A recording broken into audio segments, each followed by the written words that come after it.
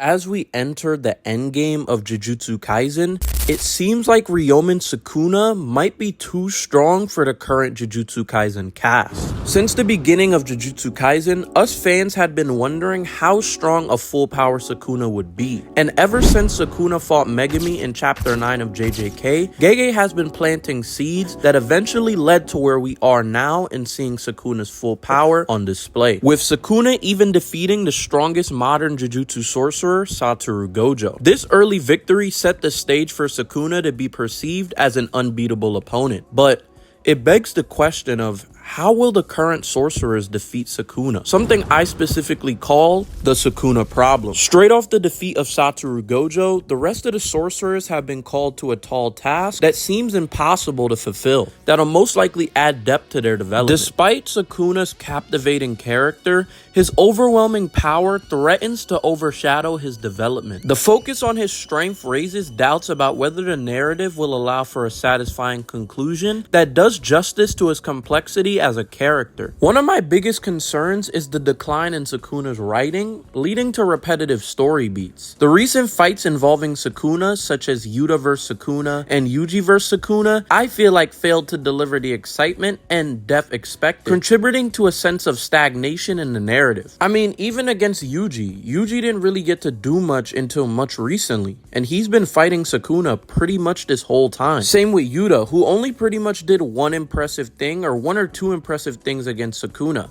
So the development that we were promised is not being fulfilled. And this leads me to my next thing I'd like to say, which has been imposed by Gege all the way back after Gojo died, which is the cycle of Sukuna. The cycle of Sukuna has been a fan-made term which pretty much just goes over the repetitive cycle of the Sukuna fight currently and where we stand with him. New character enters and gets hyped to fight Sukuna, does some little damage, Sukuna defeats them while still holding back, and cliffhanger to a new character who's gonna fight next.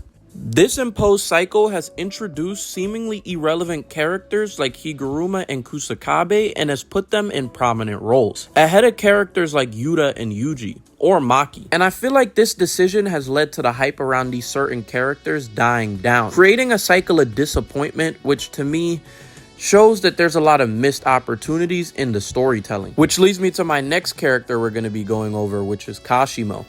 Kashimo's relevance to this is very important, so you might want to listen to this part. Kashimo, a character hyped up to be a formidable opponent who possesses a lightning curse technique that he had been working on since he had been alive, that he had been saving for the day when he inevitably would get to fight the strongest sorcerer of all time. With over 400 years passing by and us seeing the Gojo vs Sukuna fight happen firsthand, after the defeat of Gojo, Kashimo jumps right in, and he's unceremoniously defeated by Sukuna, highlighting a pattern of Gege building up these characters and giving them pretty interesting arcs just for their conclusions in the end to ruin everything that Gege had been building up. I mean, even when you compare every Sukuna fight after the Gojo one to other fights in the series, other fights just seem to have more meaningful narratives. For example, Gojo vs Sukuna was a battle for the top, a clash to determine who will stand alone at the pinnacle of power. And I feel like this fight had deep thematic significance, exploring the themes of power, ambition, and the burden of leadership. And the theme of sorcerers having a strong sense of self, and how you somewhat need a certain type of mindset to get you to a certain level of power, which is also highlighted in Gojo versus Toji. The battle between Gojo and Toji was seen as a battle of fate.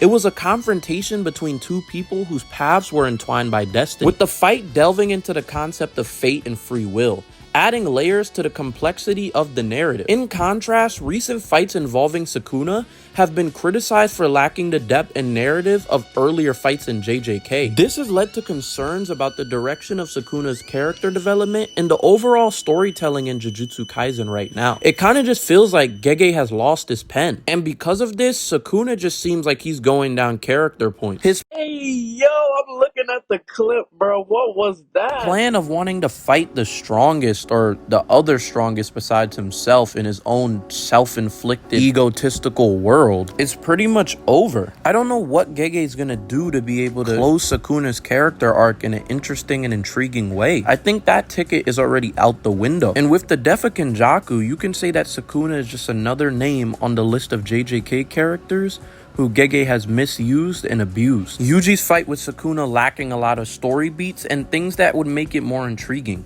For example, things that I think that Sukuna can say to Yuji that'll inevitably push him past his limit. Bro, it's also so ridiculous how every single person that fights Sukuna makes like a super small contribution to him overall being defeated. For example, Higuruma disarming Sukuna's cursed tool out of his hand, which I guess is something, but it's like, man, these characters like Higuruma and Kusakabe haven't had enough development and dynamic with Sukuna for them to even like have anything for us to care about when it comes to them fighting him. Even with Yuta versus Sukuna, I don't think they do a good job at all of imposing the narrative that has been shown with Yuta so far, simply with him being that he will be the one to surpass Satoru Gojo, and he is that second strongest sorcerer. In turn, it just kind of shows that Gege's kind of getting lazy with the writing, and this stuff is kind of getting really boring to read. It seems like when Gege uses these characters like Higuruma and Kusakabe and all these like irrelevant side characters,